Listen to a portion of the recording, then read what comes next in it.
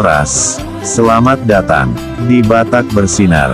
Kali ini kita membahas sejarah Tarombo, si Raja Oloan. Mari kita saksikan silsilah si Raja Oloan. Si Raja Oloan memiliki dua istri, yaitu A. Istri pertama, Nyai Jabaon Boru Limbong. Ini melahirkan dua anak bernama si Ganjang Ulu, Nyai Baho, dan si Godang Ulu, si Hotang. Kedua anak si Raja Oloan ini memiliki kelainan di kepalanya. Nyai Baho memiliki kepala yang panjang, makanya disebut si Ganjang Ulu, dan si Hotang memiliki kepala yang besar, makanya disebut si Godang Ulu. Pada saat keduanya sudah besar dewasa, malulah orang empat akan kelainan kedua anaknya ini. Maka jika ada pesta yang diadakan di rumahnya, disembunyikanlah si Godang Ulu ke hutan rotan.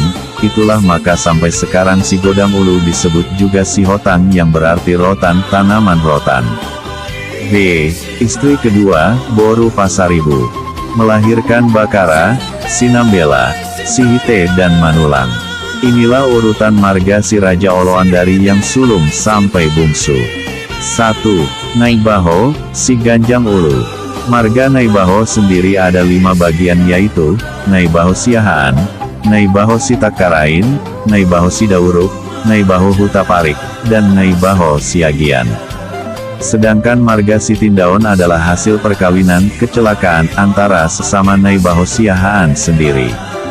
Ada beberapa marga Nyai Baho yang merantau ke daerah Karo dan Dairi Papak, antara lain Porhas Jap-Jap, Sitolpak Gading, Ujung, Angkat, Bintang, Gaya Diri, Gaya Manik, Sikamo, Sinamo, Capa, Sapa. 2. Si Hotang, si Godang Ulu.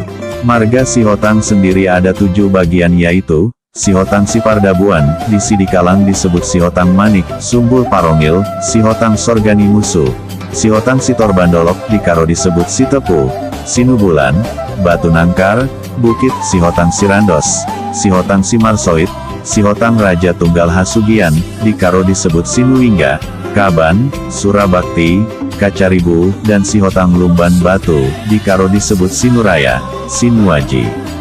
3. Bakara. Marga Bakara sendiri ada 3 bagian, yaitu Bakara Dolok, Bakara Tonga, dan Bakara Toruan. 4.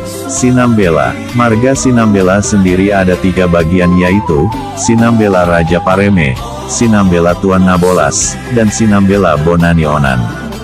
5. Sihite. Marga Sihite sendiri ada 3 bagian, yaitu Sihite Panderaja, Sihite Siguru Tohuk, dan Sihite Siguru Leang. 6. Manulang. Marga Manulang sendiri ada 3 bagian, yaitu Manulang Lumban Nahukuk, Manulang Lumbanri, dan Manulang Lumban Nalong. Padan dan Tarombo Raja Tunggal berada di tengah-tengah keluarga si Godang Ulu, si Hotang. Untuk dapat mengenal Raja Tunggal Hasugian dan orang kaya tua Hasugian, maka perlu dibuat secara terperinci silsilah Raja Tunggal agar identitasnya jelas. Silsilah itu dimulai dari si Raja Oloan. Si Raja Oloan ialah ayah bersama dari si Ganjang Ulu, Nyai Baho, si Godang Ulu, si Hotang Bakara, Sinambela, Sihite dan Manulang. Sedang ibu yang melahirkan Nyai Baho, si Hotang, Bakara, Sinambela, Sihite dan Manulang ialah Boru Limbong dan Boru Pasaribu. 2 orang anak si Raja Oloan mempunyai bentuk kepala yang ganjil, yakni 1. Anak pertama bernama si Ganjang Ulu, di mana bentuk kepalanya benjol agak memanjang, tidak seperti kepala manusia biasa. 2. Sedang anak yang kedua bernama si Godang Ulu, di mana bentuk kepalanya banyak benjol-benjol, marbuntul-buntul do ulu nandang lemes songon ulu nijol mana somal. Si Raja Oloan merasa malu bila mana kedua anaknya yang ganjil bentuk kepalanya hadir pada pesta yang akan diadakannya. Oleh karena itu si Raja Oloan mengambil inisiatif dengan menyuruh kedua anaknya itu pergi ke hutan mencari hau borotan dan rotan untuk dipergunakan di pesta yang akan diadakan nanti. Karena hau borotan itu sangat diperlukan, kedua anaknya itu pun pergi tanpa curiga akan maksud ayahnya. Setelah kedua anaknya itu pergi ke hutan, lalu ayahnya mengadakan pesta tanpa menunggu kehadiran kedua anaknya itu dari hutan. Hanya anaknya yang 4 lagi, yaitu Batkara, Sinambela, Sihite dan Manulang hadir di pesta itu. Waktu si Ganjang Wulu dan si Godang Wulu pulang dan hutan membawa Haubo Rotan dan Rotan, mereka terkejut melihat keadaan di rumah di mana masih banyak daun-daunan berserakan di halaman rumah, menandakan baru diadakannya pesta tanpa sepengetahuan mereka berdua. Sejak peristiwa itulah kedua anaknya itu tidak betah tinggal bersama orang tuanya si Raja Oloan di Batkara, serta merencanakan pergi meninggalkan tempat kelahirannya dan keluarganya. Kepergian si Ganjang Wulu dan si Godang Wulu membawa sejarah tersendiri, di mana 1. Si Ganjang Wulu pergi ke suatu tempat di kaki Bukit Pusuk Bulit sehingga namanya menjadi Nai Baho, berasal dari kata udan baho sama dengan Ambolas, yakni ketika si Ganjang Wulu kawin dan anaknya lahir tepat pada waktu hujan baho, sama dengan Ambolas sehingga diberi nama Nai Baho. 2. Si Godang Wulu pergi ke tempat lain di mana tempat itu berada yang berbatasan ke sebelah utara dengan Danau Toba, ke sebelah selatan dengan hutan yang banyak ditumbuhi rotan, ke sebelah timur dengan tanah tamba dan ke sebelah barat dengan tanah harian boho, dan tempat ini disebut Tanah Sihotan. Berhubung di tempat ini banyak rotan. Setelah itu si Godang Wulu kawin dan memakai marga Sihotan, sehingga si Godang Wulu disebut si Godang Wulu. Sihotan. 3. Yang pertama dikawini si Godang Wulu ialah Boru Tamba. Setelah Boru Tamba meninggal, kemudian si Godang Wulu kawin dengan Boru Simbolon. Oleh karena itu Boru Simbolon adalah istri pengganti dari Boru Tamba. Dengan demikian, jelaslah istri yang kedua ini bukan di Madu. Hasil perkawinan si Godang Wulu dengan Boru Tamba dan Boru Simbolon adalah anak laki-laki bernama 1. Pardabuan, 2. Sorgani Musuh, 3. Torbandolok, 4. Randos, 5. Marsoid, 6. Raja Tunggal, 7. Orang Kaya Tua, 8. Dan anak perempuan bernama Sobosihon. Sobosihon kawin dengan Raja Marsundung. Perkawinan Raja Marsundung Simanjuntak dengan Sobosihon adalah istri pengganti Boru Hasibuan yang meninggal. Hasil perkawinan Sobosihon dengan Raja Marsundung mempunyai 3 orang anak bernama Mardauk, Sitombuk dan Butabulu yang disebut Simanjuntak Sitolusadaina. Dengan demikian Raja Tunggal adalah anak yang ke-6 dari si Godang Wulu. Sihotang, di mana Raja Tunggal bersama adiknya Orang Kaya Tua anak yang ke-7, yang membawakan marga Hasugian. Pada waktu itu anak yang paling besar dan dapat bekerja ke hutan adalah anak pertama, kedua, ketiga, keempat dan kelima, sehingga mereka berlima sehari-hari bekerja bertani dan mencari rotan ke hutan, sedang anak yang 2 orang lagi yakni anak ke-6 dan anak ke-7 tinggal di rumah, karena merasa belum mampu melakukan pekerjaan seperti pekerjaan yang dilakukan abangnya yang 5 orang itu. Dengan demikian anaknya yang 5 orang itulah setiap hari bekerja keras untuk mencari nafkah mereka. Namun pada waktu makan selalu kepada anak yang 2 orang itu diberikan makanan yang paling banyak, padahal anak yang 5 orang itulah yang setiap hari bekerja keras mencari nafkah mereka.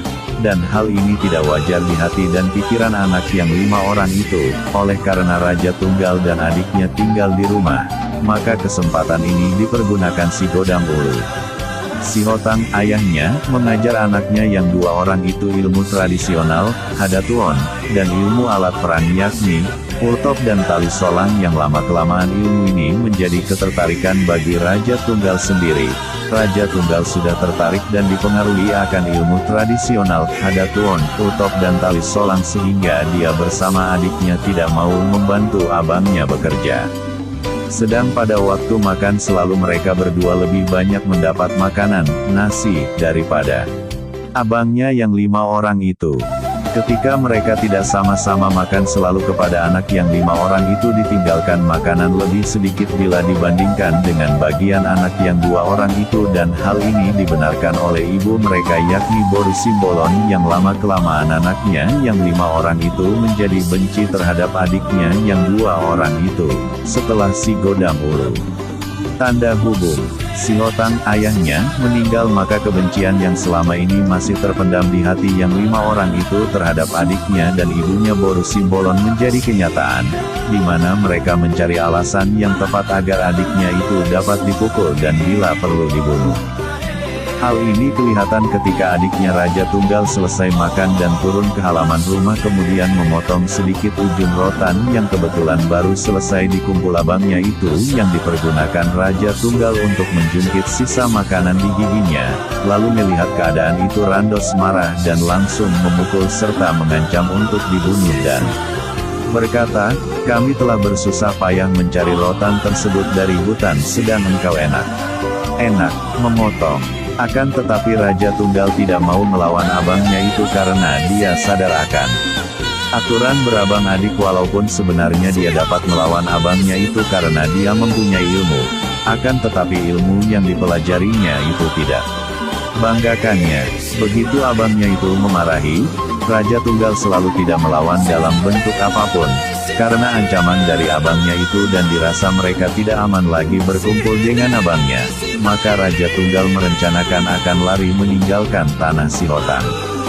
Dari keadaan inilah kata Hasugian berasal dari kata Sugi, benci sama dengan Sogo, atau Hasogoan di mana abangnya yang 5 orang itu telah membenci Raja Tunggal dan orang kaya tua.